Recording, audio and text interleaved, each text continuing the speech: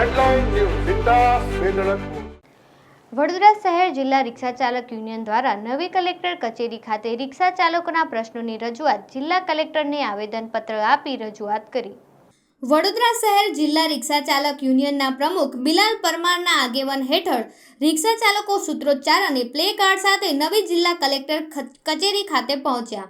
Motor વાહન અધિનિયમ હેઠળ મોટર વાહન એગ્રીગેટ માર્ગદર્શિકા 2025ના વાંધા અને ફરિયાદના કિસ્સાઓમાં અને online transporter service provider company સામે વિરોધ નોંધાયો। જિલ્લા કલેક્ટર અનિલ ધોમેલિયાને આવેદનપત્ર આપી રજૂઆત કરી।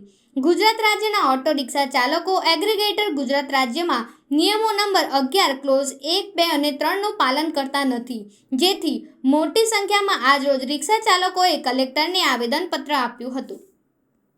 આજરોજ અમે વડોદરા શહેર જિલ્લા રિક્ષા ચાલક યુનિયન તરફથી કલેક્ટરશ્રીને અમે આવેદન આપવા આવ્યા છે અને એમાં એગ્રીગેટર કલ્ચરનું જે ઉલ્લંઘન કરી રહ્યા છે આ લોકો, જે ઓલા ઉબેર રેપિડો નામની જે ટુ વ્હીલર્સ બાઇકો ચાલી રહી છે, જે સફેદ નંબર પ્લેટમાં ચાલી રહી છે, જે ખોટી છે અને પીળી નંબર પ્લેટમાં ચાલવી જોઈએ, જે અમારી માંગ છે। અને 66 નંબરની કલમનો ઉલ્લંઘન કરી રહ્યા છે, જે કલમનો ઉલ્લંઘન કરી રહ્યા છે એનાથી અમને તકલીફ પડી રહી છે।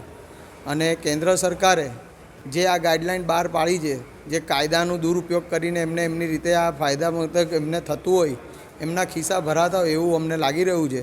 એટલે કેન્દ્ર સરકારે આ લોકોને ઓર્ડર આપી દીધેલો છે અને ટ્રાન્સપોર્ટ ડિપાર્ટમેન્ટને વારંવાર રજૂઆત કર્યા છતાંય કોઈ સાંભળવામાં નથી આવતું। એટલે આજે અમે કલેક્ટરશ્રીને આપવા આવ્યા છે અને આ આપીને અમારો કોઈ ન્યાય થાય એ રીતે અમે માંગ છે અમારી। તો પછીની વાત છે, તો પછી ભેગા થઈ ગુજરાતના સૌ મળી આગળ પછી ડિસિઝન લઈશું, કેમ કે આ એકલા વડોદરાનો મુદ્દો નથી, આખા ગુજરાત ખાતાનો મુદ્દો છે। આવનારા દિવસોમાં સૌ બધા ભેગા મળીને પછી આગળ શું કરવું જોઈએ પછી કરીશું અમે ભેગા મળી।